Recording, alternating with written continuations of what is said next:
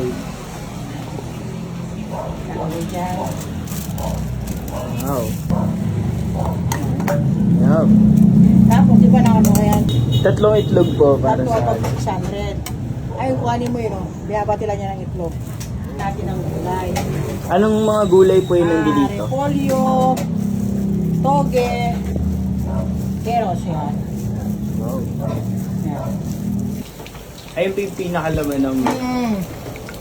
Pero kung gusto mong special talaga, may ano pa ito, garlic ng ganisa, saka Shanghai. Depende kung anong gusto mong i-add sa 230. Wow.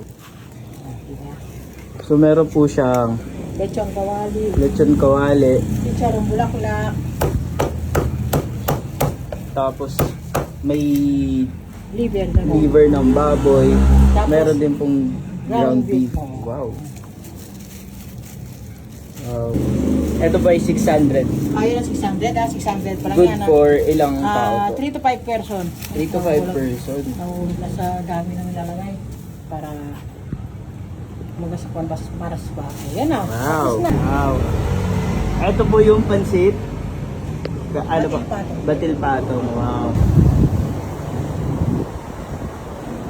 Ano po ito? Baka mapasyakan. Sige. Yung lechon kawali at saka si charong bulaklak. At saka toppings. Yung tinalagay sa toppings.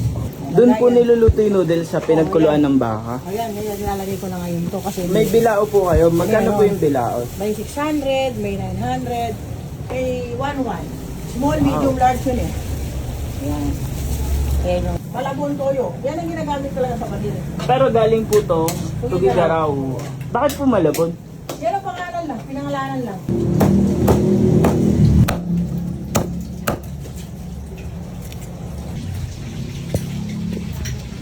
Wow.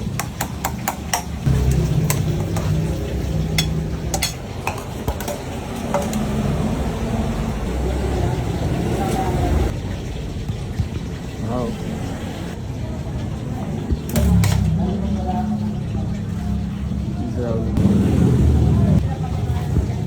Ano po pinagkaiba ng tatlo po?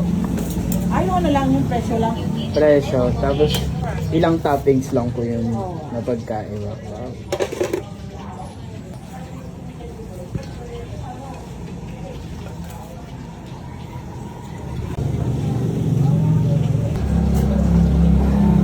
Wow.